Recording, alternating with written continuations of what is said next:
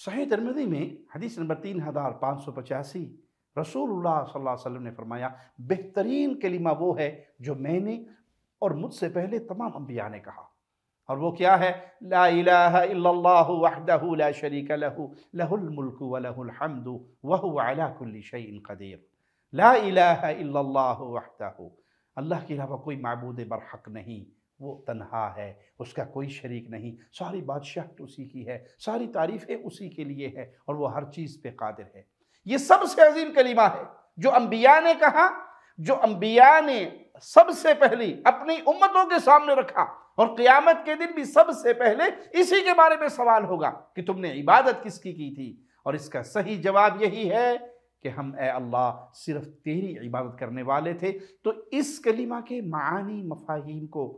آج دنیا میں رہتے ہوئے سیکھیے تاکہ قیامت میں جہنم کے عذاب سے بچ سکے۔